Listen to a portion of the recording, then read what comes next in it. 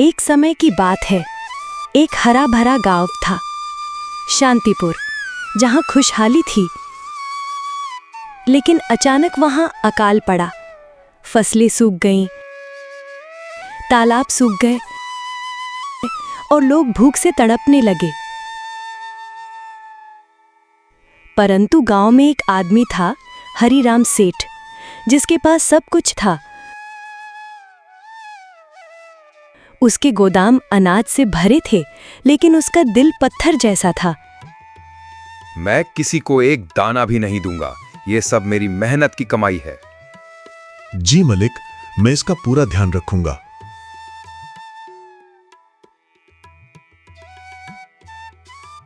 एक दिन बूढ़ी अम्मा सेठ के घर आती है।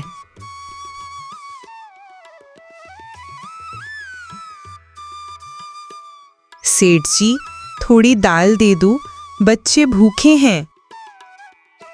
भीख मांगने वालों की ये सजा है। लोगों के आंसू भी सेठ का दिल नहीं पिघला सके। एक दिन सेठ की तबीयत बहुत ज्यादा खराब हो जाती है और वैद्य को बुलाया जाता है।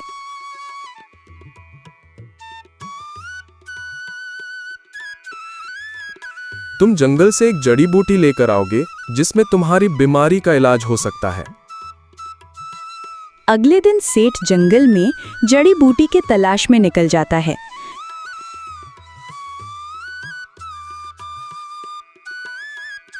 जंगल में काफी देर घूमने के बाद वो थक गया और पेड़ के नीचे बैठ गया।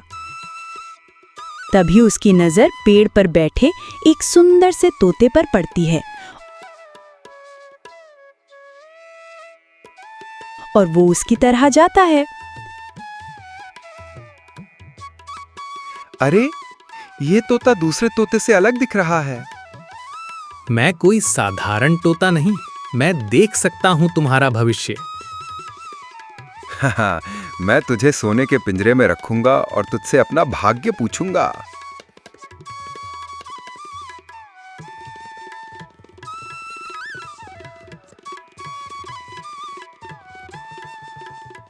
सेठ तोते को ले आता है।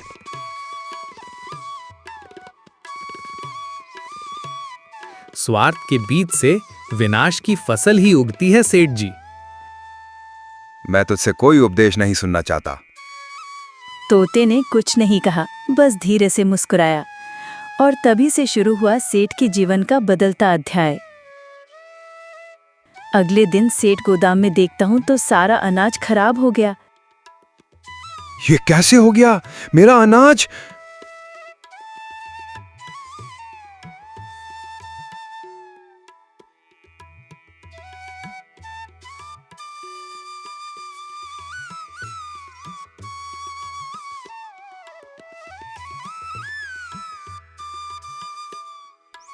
नौकर, ये किसने किया?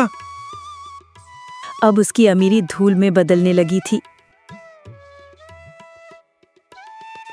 मैंने किससे क्या बिगाड़ा?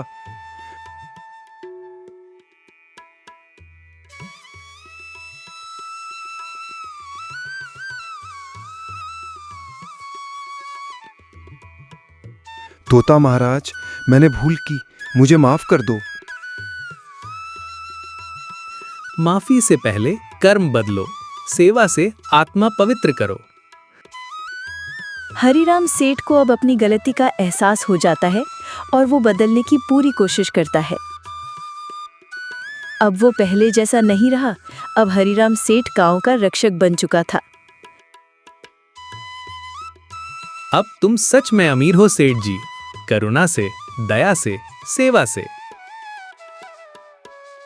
अगर तूने मुझे सही रास्ता नहीं दिखाया तो आज भी वैसा ही घमंडी होता। बच्चों, असली धन वो होता है जो दिलों को जीत ले।